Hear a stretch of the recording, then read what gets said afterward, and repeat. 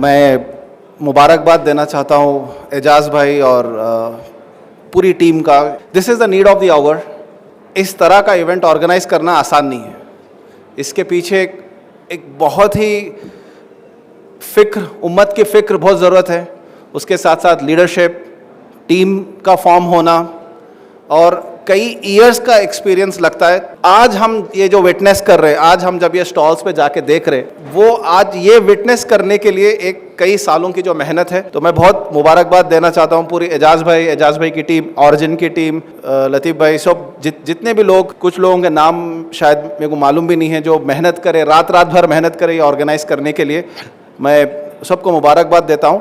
मैं कोशिश करूँगा उर्दू में ये पूरा टॉक बोलने के लिए, क्योंकि कई ऐसे लोग हैं शायद खुद की ज़ुबान में बोलने में एक ज़्यादा पंच है। खुद की लैंग्वेज में जब आप कोई चीज़ सुनते हैं तो शायद उसका ज़्यादा इम्पैक्ट, ज़्यादा असर हो सकेगा। तो जो टॉपिक जो मैं बोलना चाहूँगा वो है ग्लोबल एक्सपेंशन ऑफ बिज़नेस।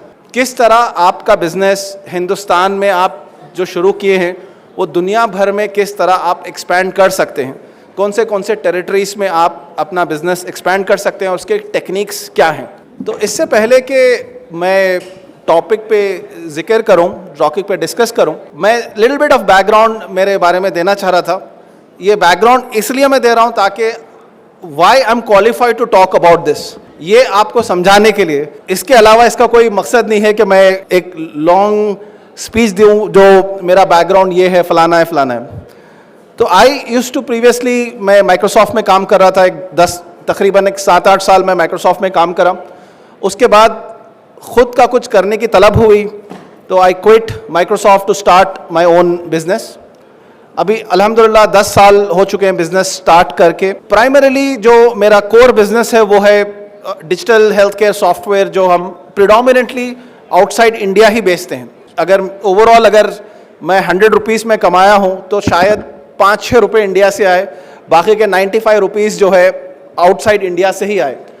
तो प्रिडोमिनेंटली मेरा एक्सपीरियंस बाहर ही रहा है, जहाँ पे how we can sell the software, जो इंडिया में बना वो सॉफ्टवेयर हम बाहर किस तरह बेच सकें। मेरी डिजिटल हेल्थ केयर कंपनी के अलावा कुछ और वेंचर से मैं जुड़ा हूँ।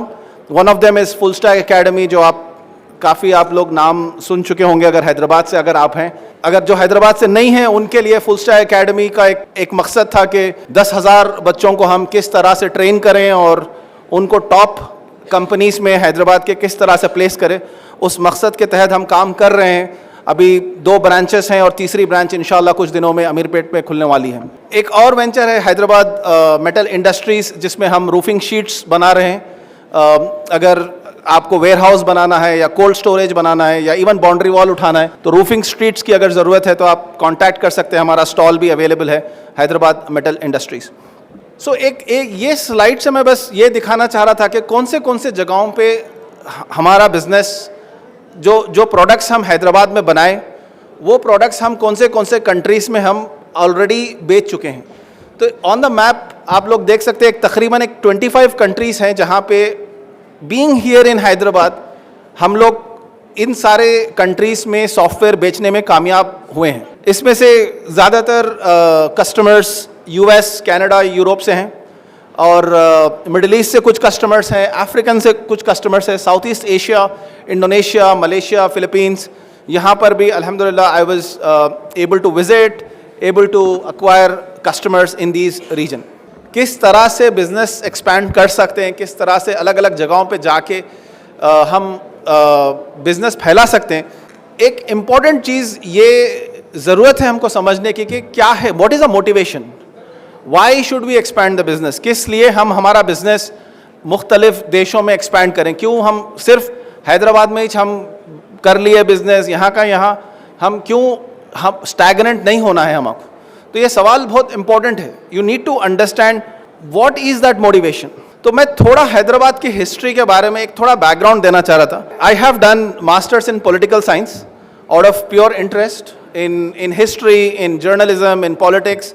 Because of that interest, I did masters in political science. और मैं हैदराबाद के हिस्ट्री पे 1-2-3 किताब में पढ़ा।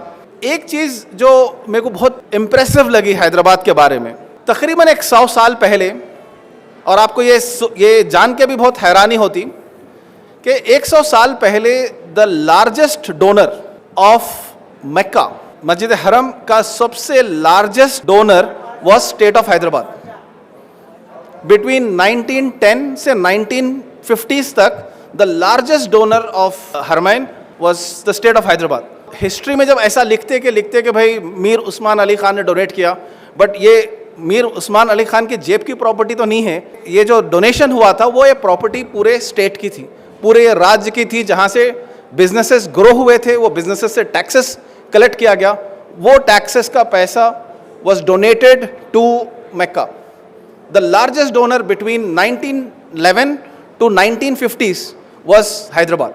आपको ये जान के भी बहुत हैरानी होती कि 1930s में मस्जिद नबवी में इलेक्ट्रिसिटी नहीं थी, और वो इलेक्ट्रिसिटी एस्टैब्लिश करने के लिए हैदराबाद से इंजीनियर्स भेजे गए, और पूरा अमाउंट जो मस्जिद नबवी में इलेक्ट्रिसिटी एंड लाइट्स लगाने के लिए जो लगा था वो हैदराबाद की गवर्नमेंट ने फंड किया था। It was routed through the British, because at that time Arabia region was also under British to a large extent. तो ये हैदराबाद की हिस्ट्री रही है, और ये पॉसिबल इसलिए हुआ क्योंकि उस वक्त हैदराबाद बिजनेस के मामले में सबसे आगे था। हैदराबाद में ट्रेन्स बन रहे थे, हैदराबाद में शुगर फैक्ट्रीज थे, हैदराबाद में टेक्सटाइल इंडस्ट्रीज थे। ये इस सब का रीज़न था कि यहाँ की गवर्नमेंट इतना टैक्स कलेक्ट कर सक रही थी कि दुनिया भर में अगर मसले जब आए, उम्मत पे जब मसले आए, तो यहाँ से हम डोनेट कर सकते थे। और आज 100 ईयर्स के बाद हमारी सिचुएशन ये है कि अगर हम किसी को डोनेट करने के लिए हम ख्वाहिश भी करें तो हमारे पास इतनी दौलत नहीं है कि हम कर सकें।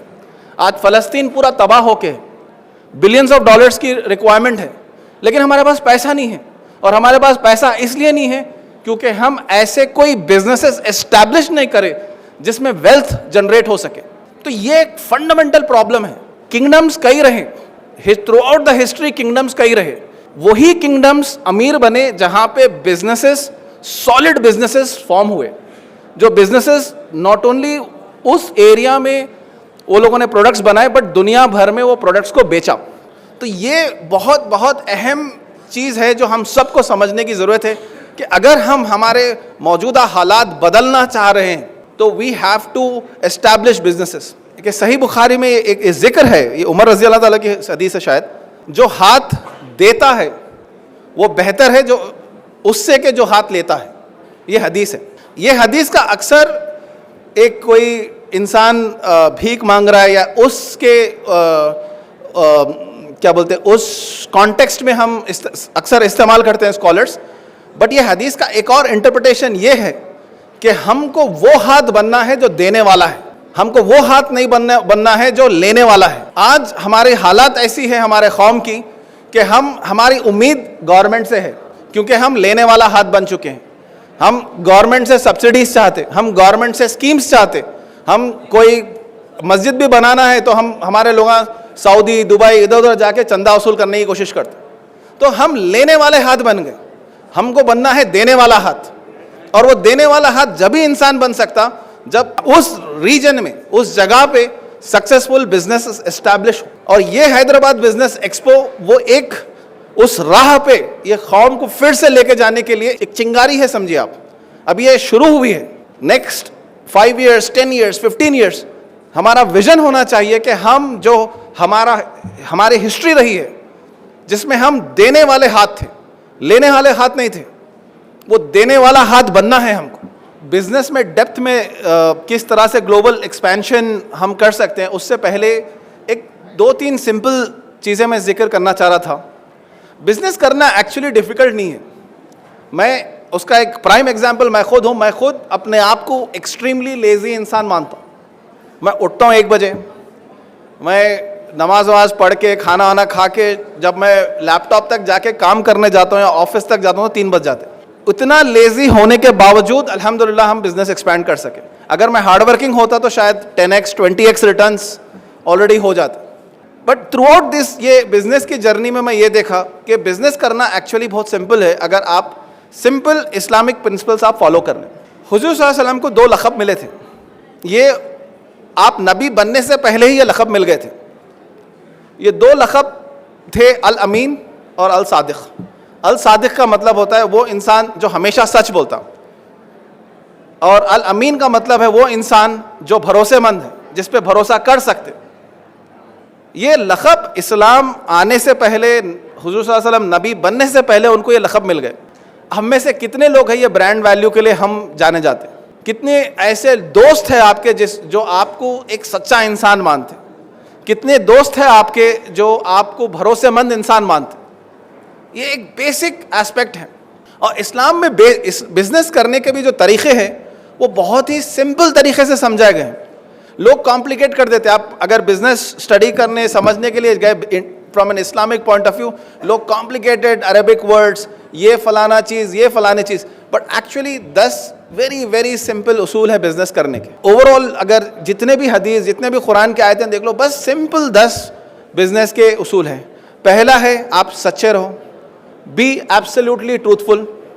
सेकेंड है अगर कोई आप पे भरोसा कर रहा है, आप कभी वो ट्रस्ट ब्रेक मत करिए, आप वो भरोसा मत तोड़िए। तीसरा है अगर आप कॉन्ट्रैक्ट किसी के साथ कुछ करते हैं तो वो कॉन्ट्रैक्ट तोड़ना नहीं चाहिए। सूरह मायदा के आयतों में ये इसके बारे में जिक्र है। चौथा है बी फेयरनेस ब्रिंग्स बरकत के बारे में जहाँ पे भी जिक्र हुआ है, ज़्यादातर बार ये जिक्र हुआ है कि बरकत, आप जब सही रहेंगे, आप जस्ट रहेंगे, जस्टिस करेंगे आप, तो आपको वहाँ पे बरकत आ जाएगी। Just be fair in your transactions, give dignity to your workers. इस्लाम का एक अगेन वेरी अहम बिजनेस का हिस्सा है कि आप डिग्निटी, अपने जो भी वर्कर्स है, जितने भी आप एम्प्लॉय कर रहे हैं, उनको डिग्निटी दीजिए, वो आपके लिए लॉयली काम करेंगे। पे the wages on time, again इस पे कई हदीसों का जिक्र है कि पसीना सूखने से पहले आपको उसके वेजेस अदा करनी चाहिए। अवॉइड रिबा, इंटरेस्ट इस्लाम में हराम है, अवॉइड कीजिए। लेकिन ये एक बहुत अच्छी चीज़, एक मैं स्टडी कर रहा था इसके ऊपर, कि जब कभी भी रिबा का जिक्र है, अवॉइड रिबा का जिक्र है, उसके बाद कई बार जिक्र ज़कात का आता है, चैरिटी का आता है। और ज़कात और चैरिटी को ये कहा गया है कि इट प्यूरिफाइज योर वेल्थ। आपकी आमदनी जो भी है उसको वो साफ कर देता है। जब आप ज़कात देते हैं, आप चैरिटी सदका देते हैं, वो साफ कर देता है। क्योंकि जब आप बिजनेस करते हैं आपको नहीं मालूम खरीदार कौन है, उन कैसा कमाया, या आप जिससे ट्रांजैक्ट कर रहे हैं शायद वो रिबाखोर है, आपको नहीं मालूम। लेकिन जब आप अपने हिसाब से जब आप ट्रांजैक्शन करते और आप जब चैरिटी देते, आपका वेल्थ प्यूरिफाई हो जाता है उससे। The other thing is mutual success. ये अहम प्रॉब्लम है जो आज हमारे कम्युनिटी में है कि हम म्यूचुअल सक्सेस हम नहीं चाहते, हम अपनी सक्सेस चाहते कि भाई मैं अमीर बन जाना, मेरा बिजनेस तरक्की हो जाना, दूसरों का बिजनेस तरक्की नहीं होना। म्यूचुअल सक्सेस चाहना इस्लाम का एक फंडामेंटल एस्पेक्ट है। एक कोई दूसरा मुसलमान भूखा सो रहा है और आप खुद पेट अपना भर रहे हैं, वो भी एक गलत है। आपका पड़ोसी भी भूखा है, आप नहीं खा सकते, आपको शेयर करना है। ये इस्लाम ये सिखाता है। लेकिन हम जब बिजनेस की बात करते हैं तो हम ओनली खुद का सक्सेस सोचते हैं। It has to be mutual success. And last but not the least is being accountable. अल्लाह ताला हर नियामत जो हमको दिया है उसकी अकाउंटेबिलिटी चाहता है। आखिरत के दिन उसकी अकाउंटेबिलिटी है। आपको अगर दौलत दिया तो उसका अकाउंटेबल है आपको अगर अच्छी सेहत दिया है अल्लाह ताला तो आप अकाउंटेबल है उसके लिए। तो ये 10 बेसिक प्रिंसिपल्स है। अगर ये 10 बेसिक प्रिंसिपल्स आप इसके थोड़ा भी एक परसेंटेज अपने ज़िंदगी में आप ला लें तो nothing will stop you from being very very successful internationally. Coming into किस तरह से आप अपना बिजनेस व्हाटएवर, अगर आपकी प्रोडक्ट है, सर्विसेज है, आप how you can take it into the international market. पहली चीज है आपको प्राइवेट लिमिटेड कंपनी सेटअप करना है। एक 14,000 रुपीज का एक रजिस्ट्रेशन फीस है इंडियन गवर्नमेंट के हिसाब से। If you hire a CA, it will probably charge you 25,000 rupees to do the entire process. Proprietorship और या पार्टनरशिप फर्म से आप इंटरनेशनल ट्रांजैक्शंस नहीं कर सकते। आपको first private limited firm establish करना होता। दूसरी चीज, आप ऐसे अक्लमंद CA से हायर करें जो ये इस तरह के इंटरनेशनल ट्रांजैक्शंस करने वाले बिजनेसेस का ऑलरेडी वो उनसे काम कर चुका है या किसी और CA के अंडर काम कर चुका है जो इस तरह के ट्रांजैक्शंस को पहले उनको मालूम है पूरी प्रोसेस। आप इस तरह से CA को मत पिकअप कीजिए जिसमें जस्ट बिकॉज किसी ने रेफर कर दिया या आपके पड़ोसी हैं या आप पहचानते, उस तरह से नहीं। ये बिजनेस है। बिजनेस में आपको ऐसे इंसानों को रखना है अपने बिजनेस के लिए जो आपका प्रॉब्लम सॉल्व कर सके. Hiring a good CA will solve lot of your problems. Third aspect है, यू हैव टू सेटअप आपका बैंक अकाउंट जो है. अगर आप कोई गवर्नमेंट बैंक में जाके खोल लिए तो आपको अलग अलग तरीके से डिफिकल्टीज होते, क्योंकि जब इंटरनेशनल ट्रांजैक्शंस आपके बैंक अकाउंट में आएंगे तो there will be a scrutiny. If you adopt a private bank, ICICI bank है, HDFC है, जितने भी प्राइवेट बैंक है, they are very very cooperative because they need foreign investment to come in India. Whereas अगर आपको government bank के पास जाए, उसको कोई इंसेंटिव नहीं है, उसके टारगेट्स नहीं है, उसकी तो गवर्नमेंट नौकरी है, तो उन आपको प्रॉब्लम्स ही क्रिएट करता हूँ. 10-10 दिन तक, 15-15 दिन तक आपका पैसा अटके हुआ रहता. Step number 3 is basically go and establish a banking relationship with a very good bank. हो सके तो आपके जितने भी एम्प्लॉयज है वो एम्प्लॉयज का बैंक अकाउंट उसी बैंक में आप खुला दो. उससे क्या होता है कि आपके बैंक मैनेजर के साथ रिलेशनशिप बन जाती.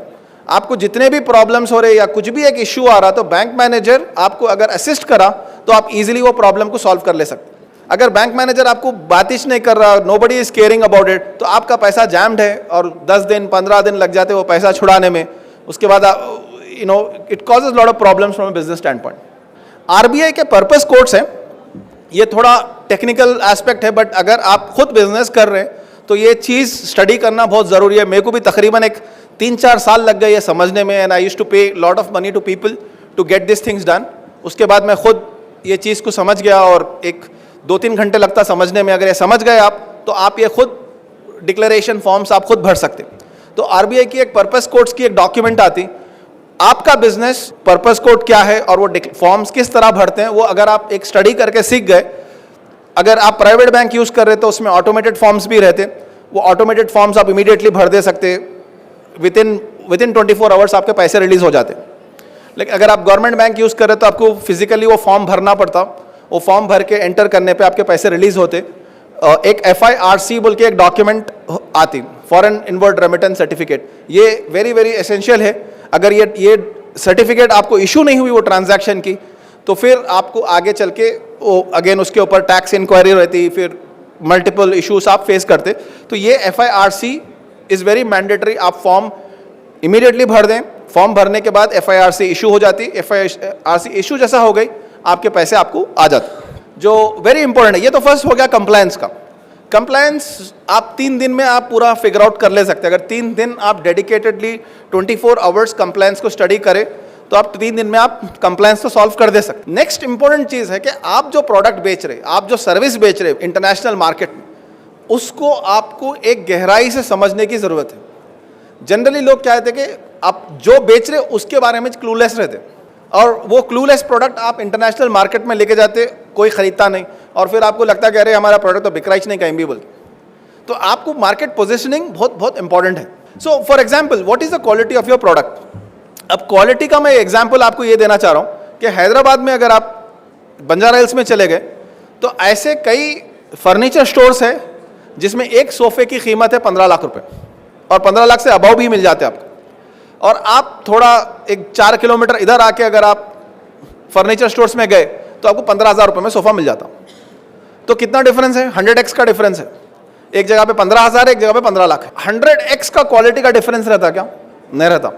क्वालिटी का डिफरेंस शायद 10x रहता. The higher the quality, the pricing actually increases by much more. आपके पास 10 लाख रुपए की कार है, 3 करोड़ की कार है. 3 करोड़ की कार में और 10 लाख रुपए की कार में 100x या 300x का डिफरेंस नहीं है. मे बी क्वालिटी का डिफरेंस 5x 10x रहता, लेकिन प्राइस इंक्रीजेस मच मोर.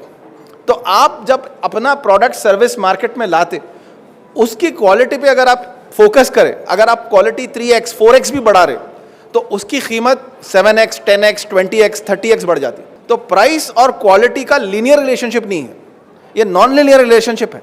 ये समझना बहुत बहुत इंपॉर्टेंट है. अक्सर से मार्केट में हमारी positioning, especially Indian businesses fail to secure good amount is because हम क्वालिटी पे फोकस नहीं करते, हम अफोर्डेबिलिटी पे फोकस करते. iPods 21,000 24,000 में बिक रहे. iPods आपको 150 रुपये में हेडफोन्स मिल जाते हैं मार्केट में. लेकिन आईफोन के जो एयरपॉड्स है, एयरपॉड्स का $3 बिलियन का बिजनेस है right now in the market. It is more than the all headphones combined. you make a high quality product, your market value increases substantially. 150 रुपए का हेडफोन भी मार्केट में अवेलेबल है, लेकिन फिर भी लोग 21,000 रुपए का, 24,000 रुपए का एयरपॉड्स खरीद रहे, क्योंकि क्वालिटी का मार्केट है.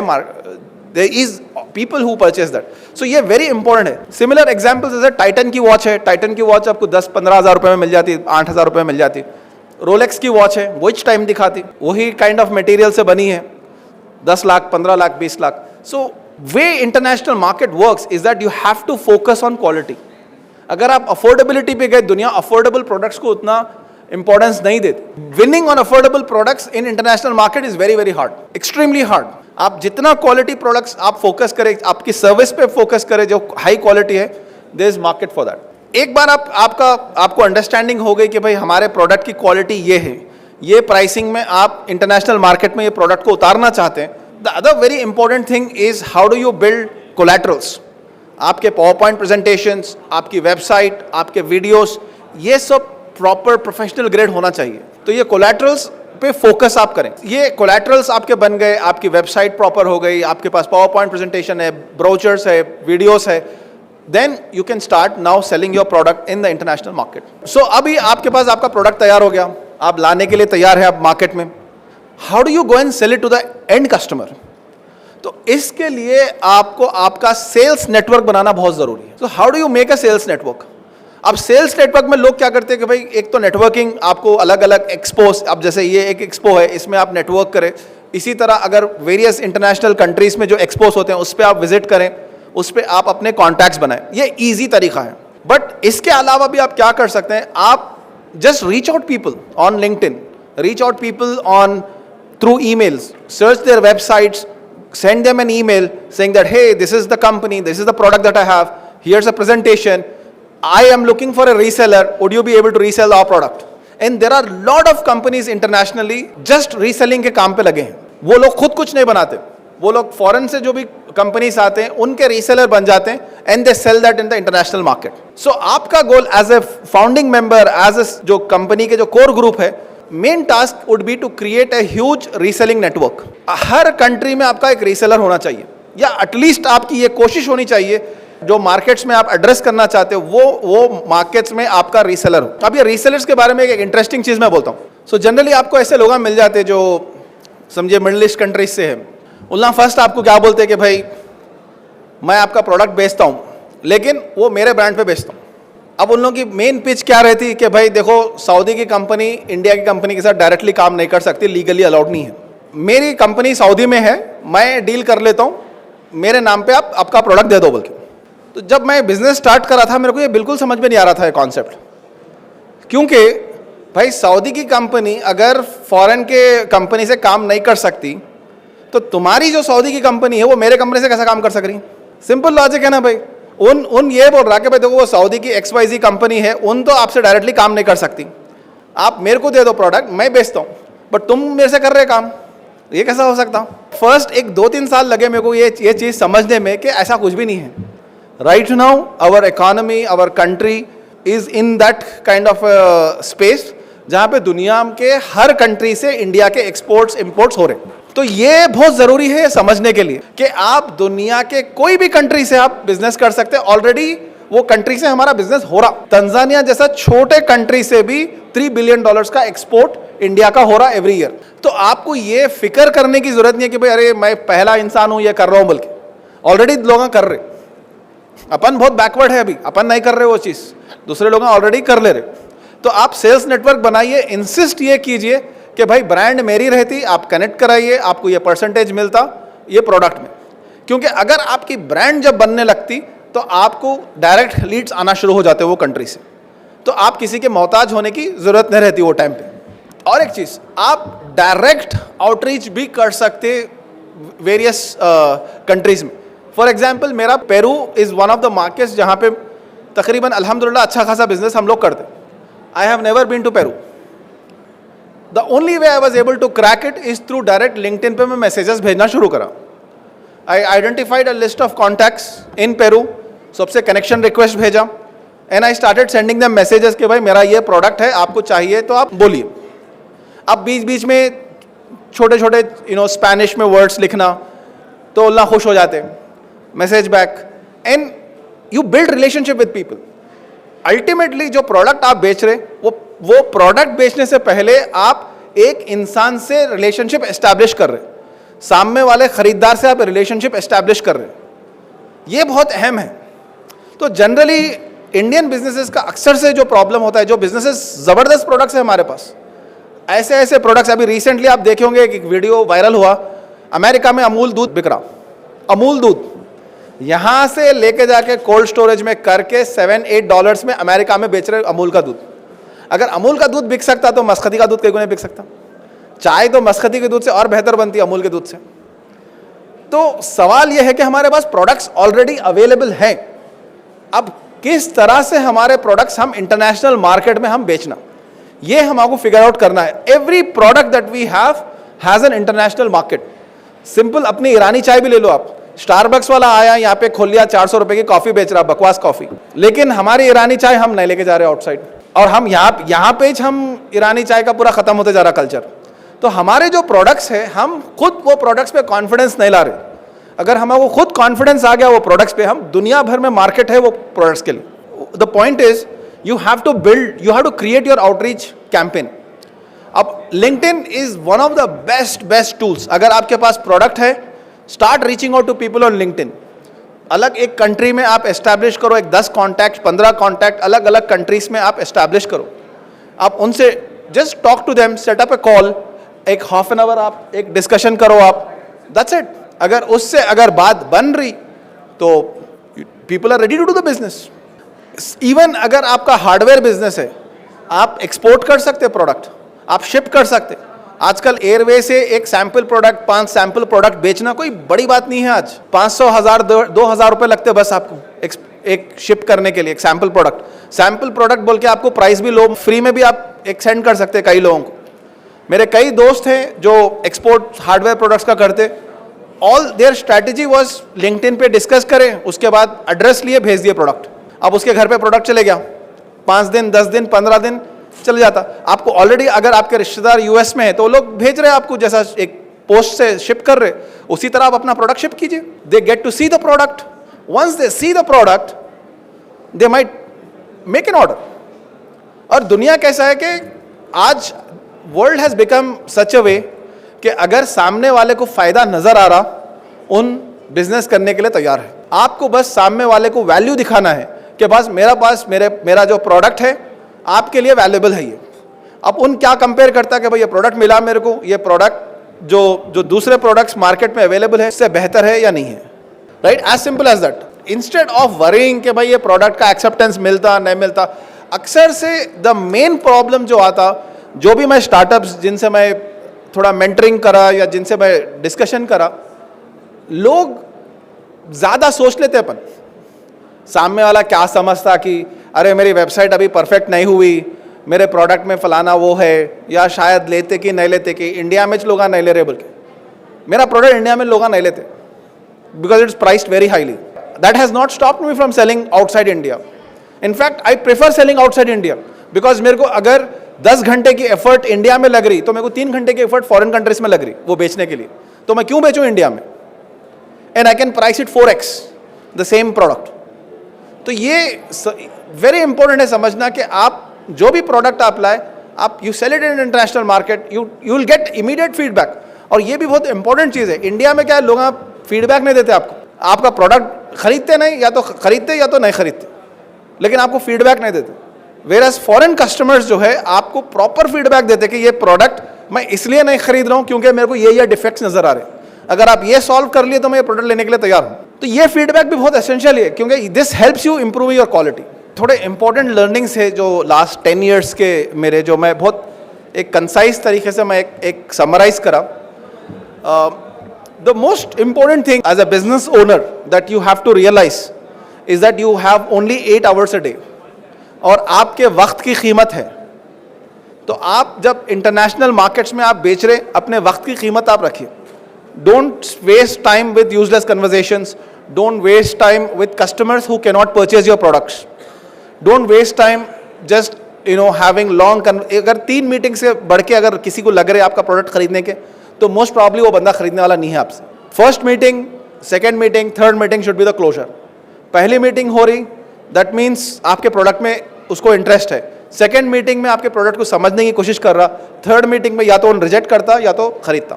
3 मीटिंग्स में आपका प्रोडक्ट या तो सेल होना है या नहीं होना है. इससे बढ़ के अगर वक्त लग रहा, कोई लोग 3 महीने फिरा रहे, आपको 4 महीने फिरा रहे, वैसे लोगों को अवॉइड करो आप जितना हो सके.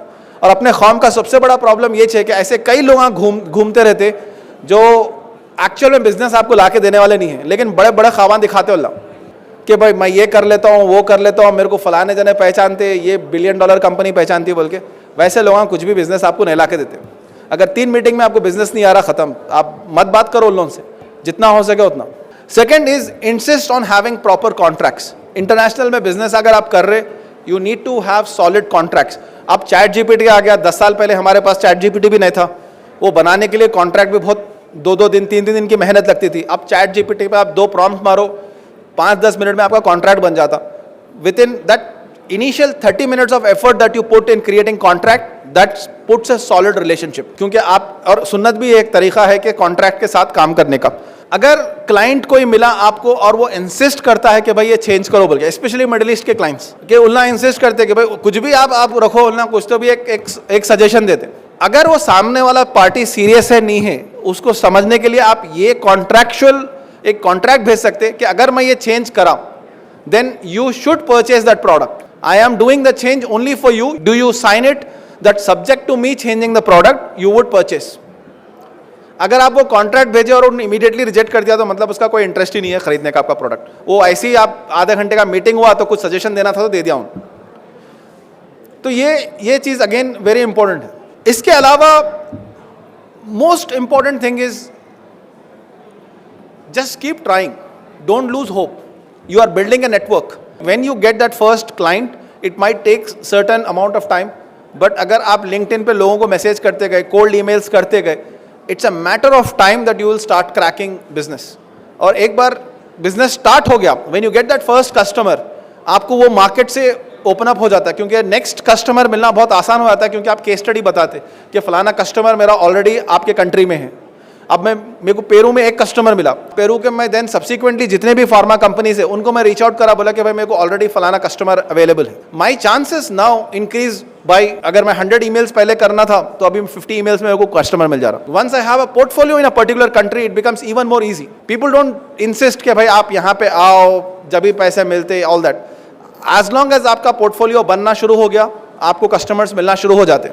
आई हैव नॉट बीन, मैं पेरू में 6 साल से बिजनेस हो रहा मेरा, आज तक मैं पेरू गया नहीं. एक एग्जाम्पल है. इंडोनेशिया अल्हम्दुलिल्लाह I been 10-15 times, there is a good amount of business we have been able to create. Philippines में हम लोग बिजनेस क्रिएट करें. It's all because you have to put yourself out there, you have to write them emails, you have to build a relationship. अगर आप crack करते हैं तो there are lot of things you can make in India and sell internationally.